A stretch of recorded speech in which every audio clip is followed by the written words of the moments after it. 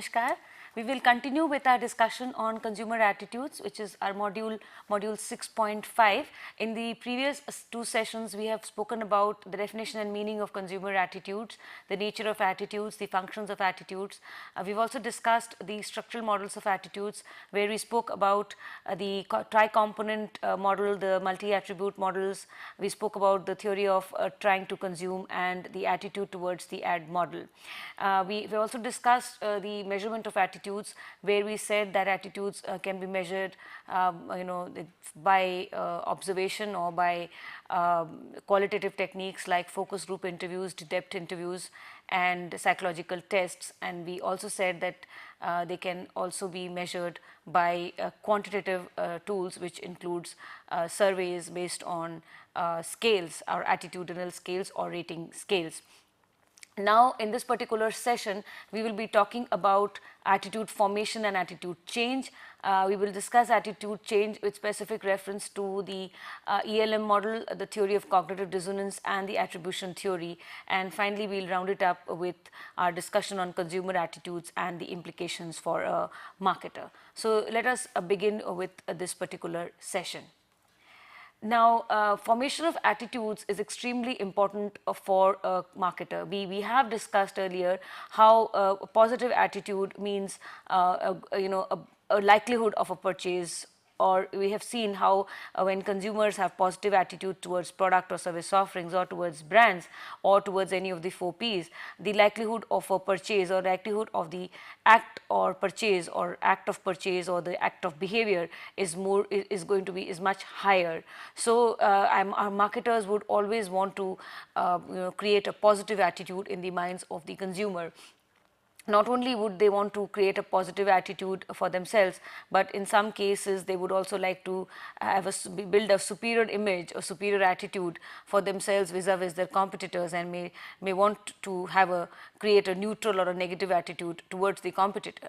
We have seen earlier how attitudes are formed. Attitudes are formed out of 3 components: the cognition, the effect and the behavior, and we have seen how through the tri-component model, each of these components affects each other and leads to formation of attitudes. So, we will discuss a little more on how they are formed, and then we will see that in order to change them, we just have to change one or few of these components, and we would successfully be able to change attitude. So, we will talk about attitude formation and change. As we just said, attitude formation is important to a marketer because he needs to develop a positive attitude for his product and for his brands, and we all know that attitudes comprise 3 components: the knowledge, the effect and the behavior, out of which, while the knowledge and effect remain hidden, they are latent. It is only the behavioral component which is visible or which is observable. And so, we can infer attitude, whether positive or negative, through observation of such behavior, or through observation of a person's behavior in terms of his act of purchase, or his bodily gestures, or his body language, or his facial expressions. So, that is the reason why we say learning is defined as a change in behavior that occurs because of experience, because learning is also going to have an impact on attitudes. Once attitudes are formed as a result of learning, it is very difficult to change them, and now with this particular section will actually speak about how attitudes are formed and what do you do to bring about attitude change.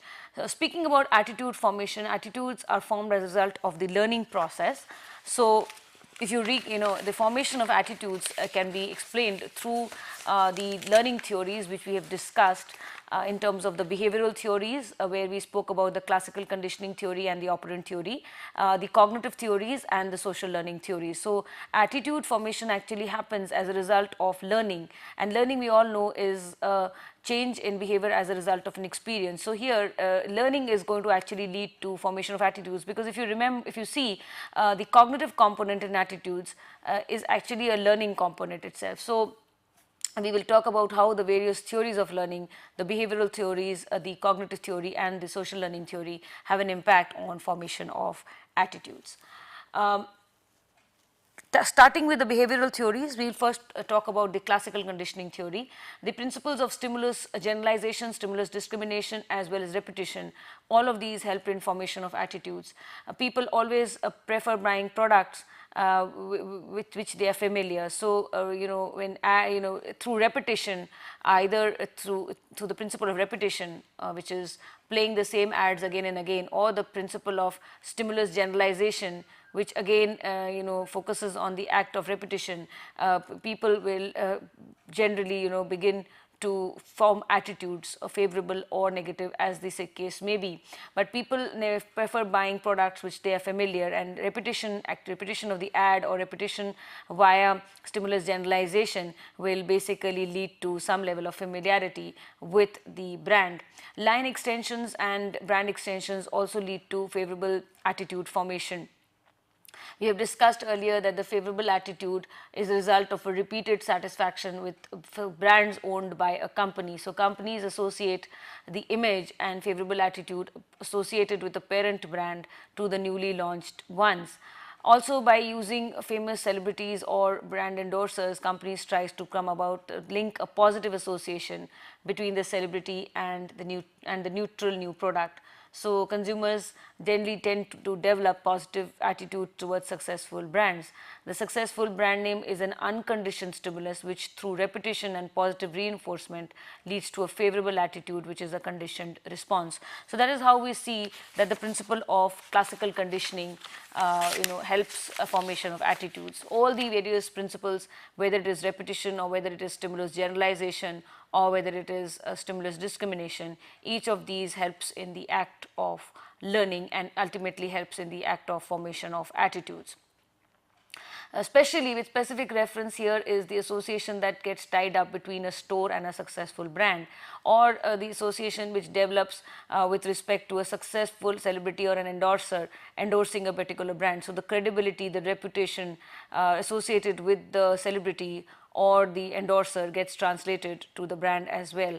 We have discussed this earlier in the when we did when we did a module on consumer learning. And so even especially in the case of brand name, whether it is family branding or brand extension, again the positive image of a parent brand gets extended to the newly launched product with the same brand. So, the successful brand name is the unconditioned stimulus that through repetition and positive reinforcement leads to a favorable response, which is favorable attitude, which is an unconditioned response. The second theory in behavioral theory, which is the instrumental conditioning theory, also has an impact on creating or forming consumer attitudes. We all know that while we have the hierarchy of effects model, or where we speak about cognition, attitude and behavior, or while making purchases, each one of us passes through this sequence of cognition, effect or behavior. When we are speaking about a low involvement purchase, the sequence lies in cognition, behavior and attitude, and in case of high involvement products, it is cognition, cognition, attitude and behavior. So, attitudes develop following the act of purchase and consumption of the product. I repeat, here a little bit, we explain a little more on instrumental conditioning. We have seen how consumers move through CAB or CBA. In the case of low involvement products, the cognition is followed by an act of purchase or behavior, which leads to formation of feelings or attitudes. So, in cases of low involvement products like impulse purchases or trials, or in other situational cases, the sequence becomes is cognition, behavior and attitude. So, attitudes are thus formed as a result of behavior or as a result of purchase. Now, what is more important here is reinforcement. In case where the act of purchase is followed by a positive reinforcement, consumers tend to develop a positive attitude towards the brand. In case the act of purchase is followed by a negative reinforcement, the consumers will tend to develop a dislike towards the brand or negative attitude towards the brand. So a rewarding experience in the form of satisfaction following the act of purchase or following the act of behavior means positive reinforcement, which ultimately means that the consumer tends to develop a positive attitude towards the brand. On the other hand, negative reinforcement in terms of dissatisfaction following the act of purchase means that the consumer develops a negative attitude towards the brand. So that is how we say that attitudes are found as a result of as a result of the purchase. This is more specific in cases of low involvement, where the sequence is in form of cognition, behavior and attitude, where it is the act of purchase which will actually based on the reinforcement will lead to formation of an attitude.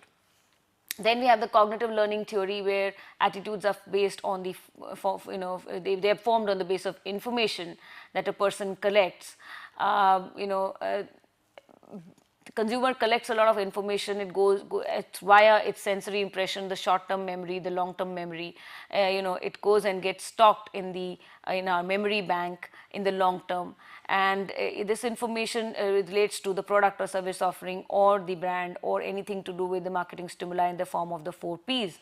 And once this memory is stored there, it keeps getting modified, it keeps getting updated, and it keeps on collecting in the storehouse to be retrieved as and when required or as when needed. Now, the consumer forms attitudes, either positive or negative, based on this knowledge gathering or storage and retention, and based on his beliefs and based on his opinions, which actually come about along through information which he has gathered and through evaluation of the information which he has gathered. So here attitudes are formed as a result of information gathering, information processing, evaluation, and formation of opinions, formulation of beliefs based on this information, which will ultimately lead to formation of attitudes. Now, again here we could relate this to the cognitive component in attitudes, where it is this information, it is this knowledge which will be a major component in the attitude itself, which will be the cognitive component or the knowledge component. So, as per the cognitive theory, information gathering, information processing and information comprehension and retention will all have an impact on consumer learning, and via the cognitive component, it leads to the development of an attitude. Marketers should be very careful. They should provide a lot of information about the product or service offering, about the various brands. They should talk about the product features, attributes, benefits. They should talk about the unique selling proposition. They should talk about position themselves on any kind of differentiation that they possess. They could also say how better they are in terms of giving value, or how better they are than the competitor in terms of providing value. And all of this information, either through the print media or through audiovisual media, or even through salespersons and dealers, could be provided to the consumer, and all this could facilitate in the formation of attitudes. However, one thing we would like to say here is that while giving information, one has to be very careful. For products which are expensive and high involving, providing information and using the rational appeals or informational appeals may help a great deal. But for other products which are bought, which may be convenience products, or which may be impulse items, or which are low on involvement, such products, too much of information, providing too much of information may not prove to be helpful at all, because there the focus is on the effect and on the feel. So the message context becomes more important than the message content. So instead of providing information there, you probably have to put in a lot of emotional appeals. Also, be very careful in either cases, either with high or low involvement. Do not provide too much of information, do not give too much of information of features, attributes or benefits, because it may lead to cluttering, and this clutter may lead to perceptual blocking thereafter. So one has to be very careful. Nevertheless, cognition, nevertheless, information gathering, processing and storage has an impact on creation of attitudes. This day-to-day updation of knowledge, day-to-day modification will have an impact on final creation of positive or negative attitudes in the minds of the consumer. So this is how the cognitive learning affects the formation of attitudes.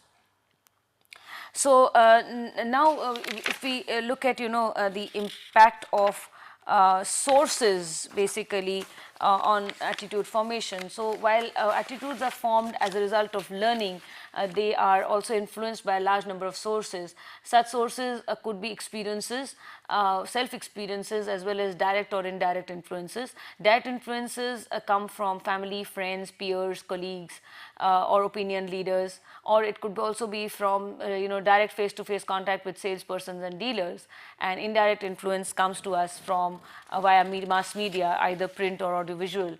And self-experiences also have a major role to play in the formation of attitudes.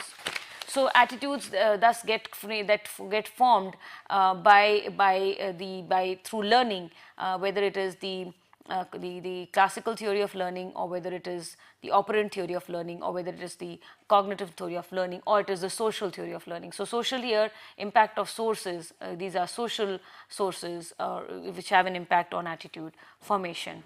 Now we move to attitude change. Now we have discussed in our session while we were discussing nature of attitudes, that once formed attitudes are enduring, they are consistent, they remain for a substantial amount of time, but this does not mean that they cannot be changed.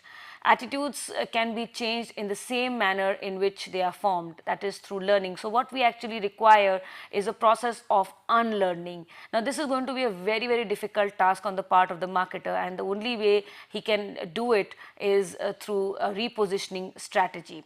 So we will talk about it in detail later, but at the moment what we are speaking of, that in order to change attitudes, you must actually follow the same process of formation. You have to now reverse it and bring about a change of trying to form a change in the attitude itself. So by bringing about a change and alteration in any of the three components, or all of the three components, the knowledge, the effect and the behavior, we will be able to bring about a change in the attitude. So when attitudes are formed because of the CAB, they also get modified and changed as a result of CAB. So you either bring about a change in the knowledge component, or you bring about a change of feel in the feeling component, or you encourage a consumer to behave in a particular manner and learn from this experience in the form of reinforcement. Any and all of these will actually help you change attitudes. So bringing about changes in any all of the three components actually requires a lot of effort from the marketer, who will actually have to provide information via media, as well as he will have to use reference group appeals, and majorly he will have to use an opinion leader to be able to influence a change of attitude. So he has to basically rely on mass media to provide more and more information. He has to use rational appeals, informational appeals, emotional appeals, social appeals. He also has to try to use the reference group appeal, and then he also has to take services of an opinion leader, so as to be able to bring about or encourage modification of attitude. So by doing so, he'll be able to bring about a change in the attitude itself. Changing any or all of the three components of the attitude will bring about a change in attitude itself. So let's talk about attitude change via cognition, attitude change via effect, and attitude change via behavior. So attitude change via cognition, attitudes can be changed by providing information about the brand, and trying to change consumer opinion, consumer belief about the attributes of the brand. It can also be brought about by changing the importance that consumers attach to the attributes of the product. Here, if you recall, we could actually use the lexicographic rule, where we identify what is of most importance to a consumer and try and build up on that characteristic or on that feature and highlight that. So by using the lexicographic rule, you could kind of get a develop a positive attitude for that particular brand, and the consumer gain favorably from the consumer. So attitudes can be changed by providing information through knowledge, through beliefs, through opinions, as well as by changing the importance that consumers attach to some of the attributes. The second is changing attitudes via effect. So attitudes can also be changed by creating positive feelings, emotions, and emotions towards the brand. It could either be through the ad. We have discussed just a short, in the previous session, we have discussed how attitude towards the ad leads, exposure to the ad leads to feelings of the ad. So through an exposure to an ad, which is maybe using an emotional appeal or focusing more on the context, on the periphery, on the music, on the jingle, or the celebrity. By focusing on all that, you create a positive emotion, a feeling, a positive feeling towards the ad. So, exposure to the ad leads to a positive feeling towards the ad, which ultimately transcends into leading to a positive attitude towards the brand. So, attitudes can be changed by bringing about positive feelings and emotions towards the brand by having a good advertisement or a good marketing communication.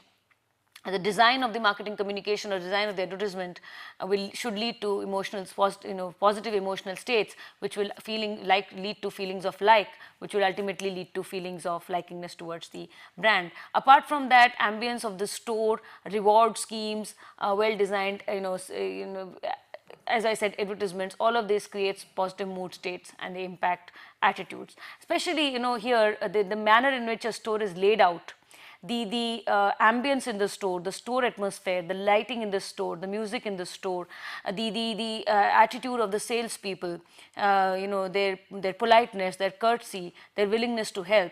The entire process, pre-purchase and during purchase, even right from search for products to billing, all of this can basically be used, the processes can be modified to encourage building up of positive mood states, and all of this will impact attitude towards the store and towards the brand. You can also change attitudes via behavior.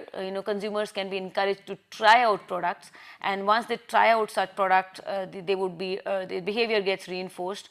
In case of positive reinforcement, where in case of satisfaction, we say there is a positive reinforcement, and consumer develops a positive attitude and is more likely to purchase the brand again. And in the case of dissatisfaction, a negative reinforcement occurs, and the person becomes, he is unlikely to purchase the same brand again. He develops a negative attitude towards the brand. So you can change attitudes through cognition, through affect, or through behavior. Now, we're talking about attitude change or attitude modification. Marketers can basically use a number of strategies to basically bring about change in the attitude or modification in the attitude. The first thing which marketers could do is they bring about a change in the product itself or the package. So, by bringing about a change in the product design, maybe better technology or better features, attributes or benefits, by providing these, marketers could gain a favorable attitude, they could develop a favorable attitude. They could add newer features, they could add newer attributes, and while doing so, they may provide to the customer something which the competitor does not do or does not offer. Also, when he does this, when he adds new features, attributes, benefits, or uses better technology and better processes to manufacture the product, what he is trying to portray is that he gives more value than others in the marketplace. So he adds on to the value proposition, and as the perceived value of the product increases, the consumer's attitude becomes favorable. As I just mentioned, identifying a feature or an attribute which is more desirable or which is more wanted by the consumer, or which is regarded to be as valuable for the consumer, identifying such features and adding on to that, adding such features into the product may also lead to formation of positive attitudes towards the particular brand. As I said, the lexicographic rule could be very well applied here. We could use an example here. I could illustrate, say for example, a lady has a very neutral attitude towards the various brands of shampoos that are available in the market. So according to her, all of these shampoos, whether it is Pantene or whether it is Dove or Fiamma di Willis or it is Sunsilk, all of them are same, and there is nothing very special about any one of them. So she considers them to be the same. She has a very neutral attitude towards them. Now, for example, if Fiamma di Willis comes up with a scheme that with a shampoo they give a conditioner fee, or if it's a with a particular or it comes up with a scheme where you buy one and you get one free, in that case the lady would begin to feel that she gets more value for money. So she could probably go in, a change of attitude would occur and she would prefer buying that particular brand. She feels that she's getting more value for money, and she ends up buying Fiamma di Willis. Similarly, if Dove shampoo claims that it leads to, it prevents hair fall and it boosts hair growth, she may develop a positive attitude towards Dove. So by bringing about a change in the product itself, marketers could benefit. They could identify any or all of such features which the consumer thinks is valuable, which the consumer thinks is relevant to his needs or is important to him, and the marketers could incorporate such attributes, benefits or features into the product, and thereby into his brand, and thereby gain an advantage over others. Consumers would form a favorable attitude towards his brand and would buy his brand and ignore the competitors' brands. Now, this bringing about changes in the product means too much of an investment on the part of the marketer. It's an expensive exercise, both in terms of time, both in terms of money, and also the level of risk that may be involved. So, alternatively, marketers often also try to come up with something new in the form of a package. So they could only bring about a change in the packaging. Packaging could also provide benefits like ease of use, ease of carrying, as well as handling and storage. For example, you have Dhara vegetable oil that began to be used by single households because it was launched in small 200 ml Tetra Bricks pouches or packs. Okay, so it's in case a product, identifying and incorporating product changes into the product in terms of features and attributes is difficult, or it's expensive, or it's risky. So marketers could alternatively go about and bring about a change in the package itself, which could be something related to ease of handling, ease of storage, ease of carrying, as what Dhara did. Bringing about a change in the product also means a lot of investment in terms of R&D. So here, changing the packaging is a cheaper alternative, where the marketer tries to show how the product can be stored or handled or used or conveniently carried. Another way by which you bring about a change in the product or in the attitude towards the product is identifying evaluative criteria for the consumer. This again, we could link to the lexicographic rule.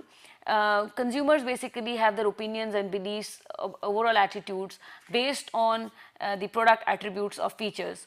So sometimes it may happen that they may totally ignore a benefit, or they may totally ignore an attribute because they are totally unaware of that attribute or the benefit or that particular product characteristics or criteria. So marketers could basically help them identify such, and the marketers here could focus on that criteria, and then they could build upon that criteria and try and gain an advantage over others. Marketers could also focus on criteria on which they are special, on which they are unique, and they could have a monopoly or a USP on such criteria. So they identify such criteria or such evaluative criteria for the market, for the consumer, and the consumer then realizes that this particular criteria could mean more value or mean more relevance to them, and so they move, they begin to have a favorable attitude towards a product or a brand because of this attribute or feature. It would be advisable and very intelligent on the part of the marketer to highlight such attributes or such features on which they are strong. So whatever feature or whatever attribute you are strong in, you must be able to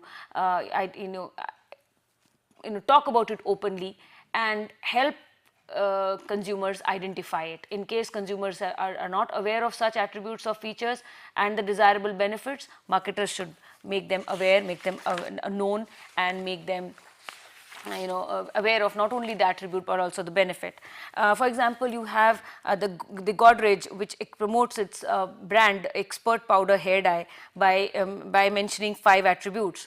The most important of these attributes is that it does not contain any ammonia. So whether they emphasize this, like they have 5 different criteria in which they would be able to evaluate themselves, but they identify that particular criteria or they speak about that particular criteria on which they are strongest, which is that this particular hair dye does not contain any ammonia. So when they emphasize this, they provide an evaluative criteria into the mindset of the consumer, and the consumer then tries to begin to compare other dyes and other hair colors based on this attribute, and then they feel that Godrej stands out or Godrej stands the strongest on this particular attribute or this particular benefit, and so they tend to develop a positive attitude towards Godrej, and they realize that it's a better brand as it does not contain any ammonia.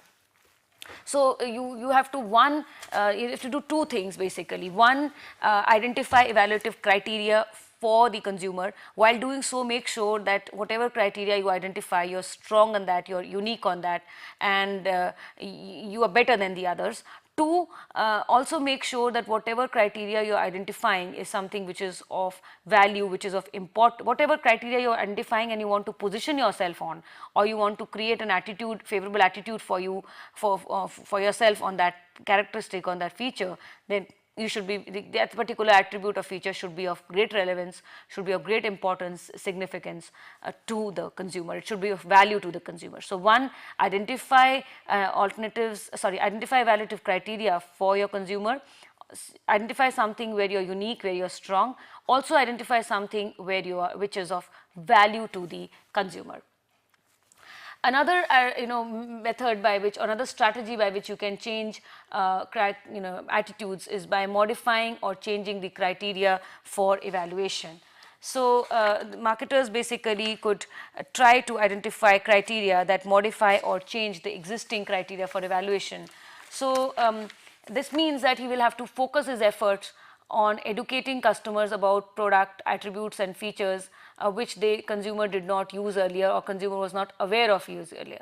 So, generally the marketer finds himself in a position to do this when he has modified his product and has added attributes such that now his product is unique, or he is something where he is best on that particular attribute or feature. So, he will avoid talking about attributes which he does not possess, and he will talk about attributes where he performs well. So basically what a marketer has to do is that whatever criteria existed for evaluation, he has to now modify them or change them, and he has to introduce a benefit or a feature or an attribute where the marketer is strong on. For example, a dishwash bar is supposed to sparkle clean the utensils and leave a good smell. So this had been an evaluative criteria for choosing a brand against another.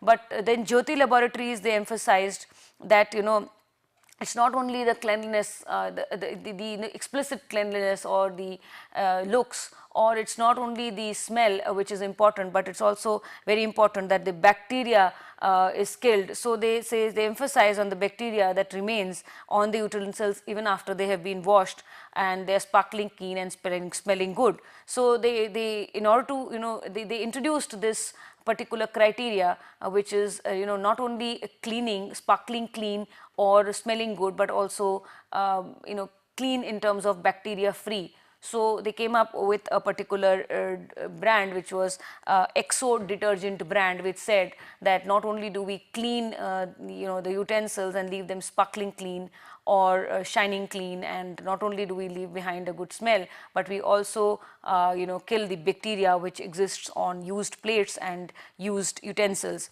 So their Exo detergent bar and liquid, it was positioned as the only antibacterial dishwash liquid with cyclosan as an active agent, or cyclosan as an active ingredient. So that is how they showed. So they modified or changed the evaluative criteria, that it is not only keeping your utensils clean and smelling good, but they also have to be free from germs, free from bacteria. And so they introduced this detergent bar with and liquid detergent with cyclosan as the active ingredient. So in this manner they modified and changed the criteria for evaluation. So you can do a lot of things. You can not only identify criteria or position yourself on criteria where you're strong, but you also modify these criteria. So you modify when people now, when they buy a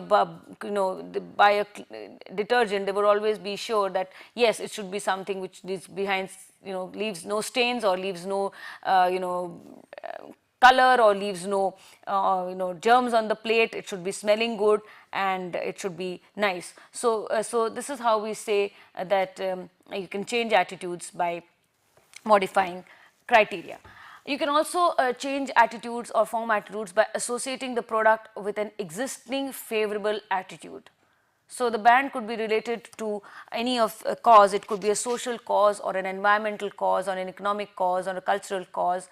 So by basically associating your brand with a socio-cultural, environmental or economic cause, you basically try to develop a favorable attitude for your brand. So here again a stimulus generalization occurs, and the association between the brand and the favorable cause ultimately leads to a favorable attitude towards the brand. So Procter and Gamble in association with the CRY, the Child Relief and Youth, the association, and the Sony Entertainment Television. So Procter and Gamble in association with Sony Entertainment Television and CRY has launched the Project Shiksha, and this Project Shiksha is basically aimed at educating the underprivileged children. So as and when you buy a P&G product, 1 rupee from there basically gets contributed, and they say that when you buy a P&G product as a consumer, you are indirectly supporting 1 day's education for a child.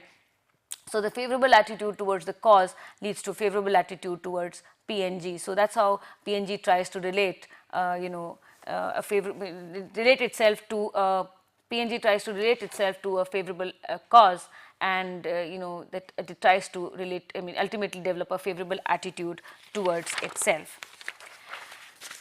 You can also modify attitudes by changing the basic motivational function. So a marketer could change attitudes by laying emphasis on a function that has not been associated earlier with the product or with brand. So the marketer basically tries to make newer needs more prominent, and he tries to show that to the consumers that a product can basically help you serve a function that has not been considered earlier. So you have the traditional phenyl from Bengal Chemicals, which was perceived as a cleaning agent, and so years and years it was used as a phenyl as a cleaning agent to clean floors. But then Reckitt and Benckiser introduced their Lysol, which was not only positioned as a cleaner but also a disinfectant that left homes smell good and protected the family from germs. So by making a new need prominent, which was not only clean floors but also good smelling floor and good smell in the house, and a good disinfectant that also kills germs which actually cause illnesses in family. So by identifying a new need and by showing that how this particular product from Lysol could not only leave your home clean, smell good, but also fight germs and prevent illnesses. So that's how they basically changed the basic motivational function and tried to build a positive attitude for their product or for their brand. So here you see that Bengal Chemicals phenyl, essentially dark in black in color, which left behind some smell. Yes, it cleaned the floor, but it left behind a smell, and then that was it. But here you have Lysol, which positions itself as a colorful detergent, which is going to leave not only clean the floor, but it's going to make the house smell good, and it's also going to act as a disinfectant, which is going to keep germs away and illnesses in the family away. And so that's how a basic motivational function is changed, and people begin to have a positive attitude towards the brand. You could also change consumer opinion and beliefs about competitors' brand, and when you're doing that, you could basically be able to win for yourself a better attitude. So he could change the prevailing consumer opinions and beliefs about competitive brands. For example, GlaxoSmithKline Consumer Healthcare says that their energy drink Horlicks promotes growth and energy, promotes growth, provides energy much faster than Complan. So Heinz India claims the same for their brand Complan. So both of them try to change consumer opinions by showing, by about their brands by comparing them with competitive brands. Now, let us move further and talk about attitude change and the underlying theories. While discussing changing of attitudes, we must also mention some underlying theories on attitude change. We have the ELM theory, or the elaboration likelihood theory, the theory of cognitive dissonance, and the attribution theory. Some of these theories we've discussed earlier, so we'll now discuss them in the context of attitudinal change. So, the ELM theory speaks of attitude formation and change in the context of a consumer's exposure to an ad and the level of involvement.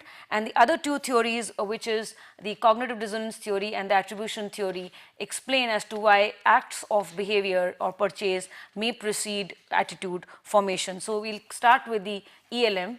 So, the ELM model, as we know, says that attitude change can be brought about through two routes of persuasion, the central route and the peripheral route. In case of high involvement, attitude change will occur when consumer searches for information. This would result in learning and lead to an attitude change via the central route to persuasion. So, in cases of high involvement, the consumer lays focus on the central product related information. Comprehension is deeper, elaboration is higher, and this impacts attitude towards the brand. On the other hand, in case of low involvement, attitude towards a product will occur via the the peripheral route to persuasion, and there will be lower involvement with the product or the brand message, and the focus will be on the peripheral with non-related product information like beautiful ads, discounts, free samples, etc. So comprehension is shallow, extent of elaboration is low, and the focus, the attitude, this impacts attitude towards the advertisement rather than attitude towards the brand. We have the theory of cognitive dissonance, which says behavior can precede or follow attitude formation and change. While attitudes are generally formed before an act of behavior, they can also be formed after the act of purchase. So behavior may precede attitude formation, and you have a state where So here, relating it to the theory of cognitive dissonance, we've discussed where consumers experience a state of uneasy and discomfort post purchase, and this is more pertinent to products which are high involving products.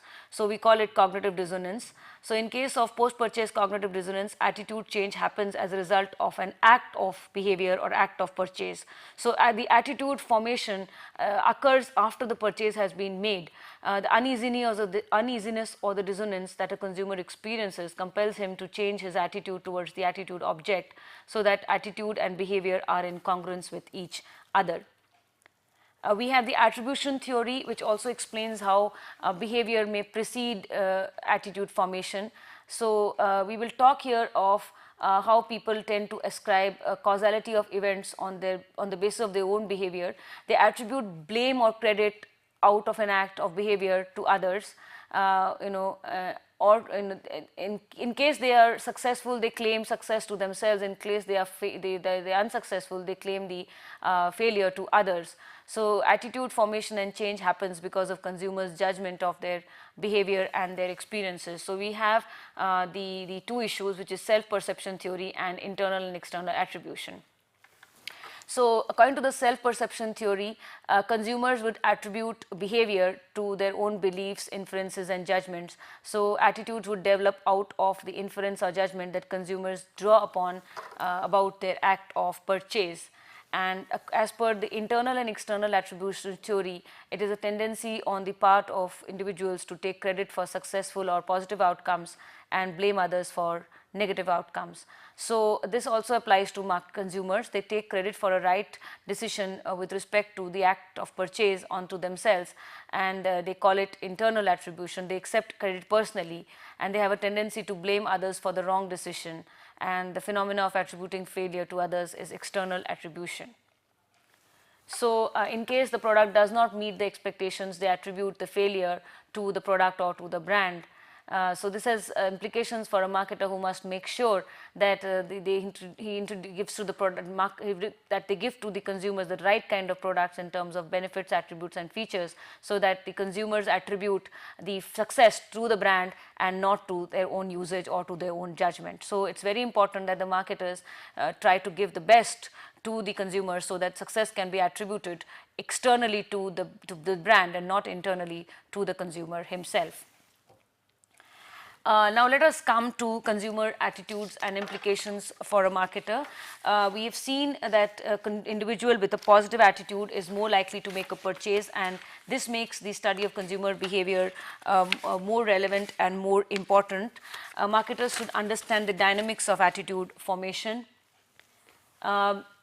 Attitudes are a process and impacted by needs and motivation, perception and learning.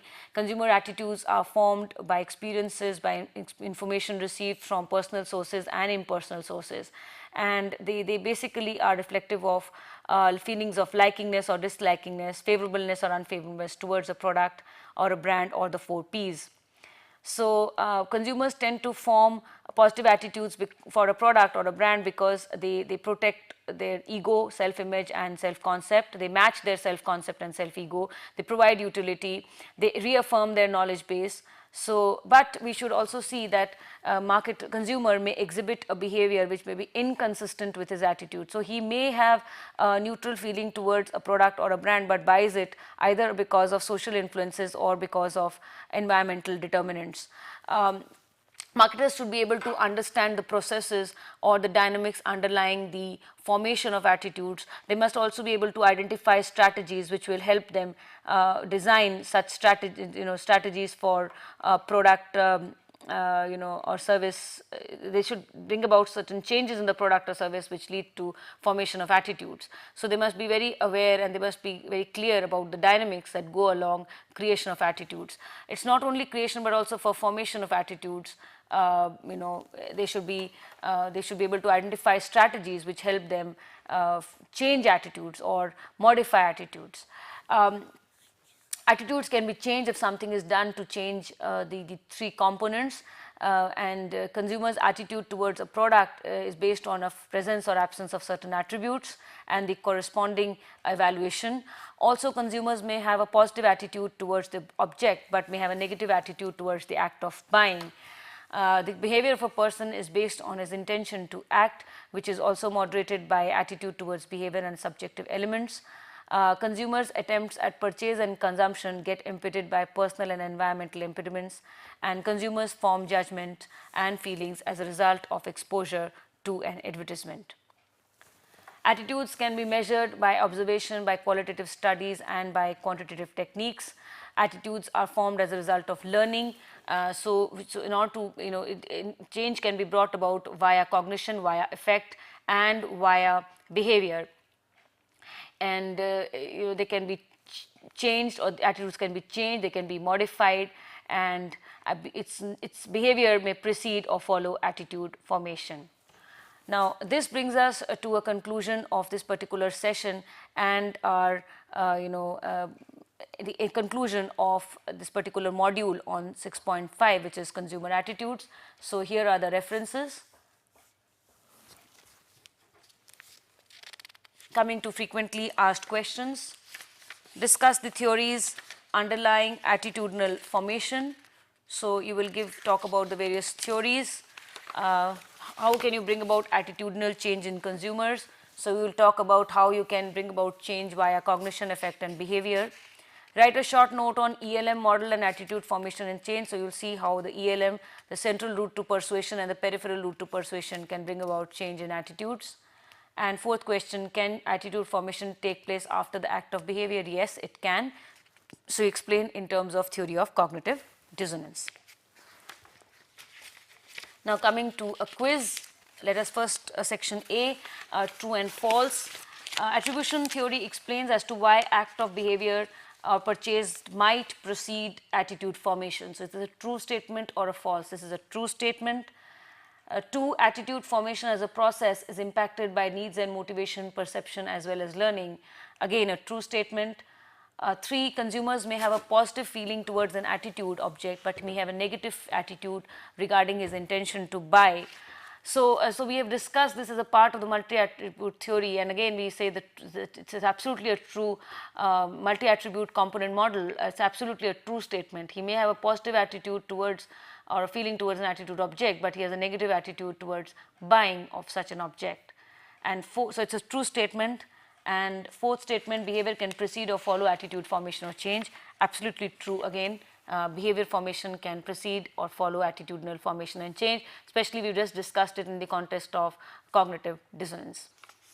Section B, multiple choice questions. Question 1, attitudes are formed as a result of A, learning, B, motivation, C, personality, D, all of the above.